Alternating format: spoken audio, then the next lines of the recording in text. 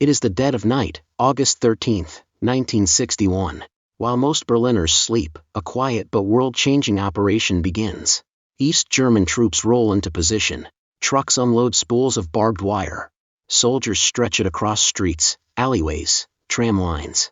Roads once free to cross are sealed in silence. By dawn, Berlin, the city that had survived Nazi rule and Allied bombings, has been cut in two. For years after World War II, Berlin was a strange experiment, one city, split between four occupying powers, America, Britain, France, and the Soviet Union.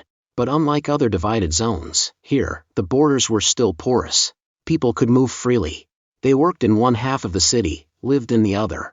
Lovers courted across the invisible line. Families shared Sunday dinners. But there was one problem, east to west. Every week, thousands slipped out of Soviet-controlled East Berlin into the West. Teachers, doctors, skilled workers, all fleeing to freedom. By 1961, nearly 20% of East Germany's population had escaped. The East German government was bleeding out. And so, one night, they acted. Imagine waking up that morning. Your subway station closed. Your street blocked with wire. Soldiers in helmets staring you down. A grandmother, who had always walked 2 blocks to see her grandchildren, suddenly found herself in another country. Lovers who had promised to meet after work were separated, sometimes for decades. It wasn't just a wall of steel and concrete. It was separation made real. A scar drawn across a city, across families, across human hearts.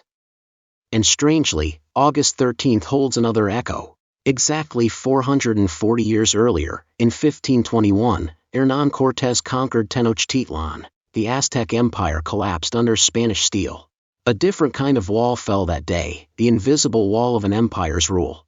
One moment, a people stood proud in their great city. The next, it was ash, rubble, and subjugation. Boundaries, whether walls of stone or empires of power, always rise. But eventually, they collapse.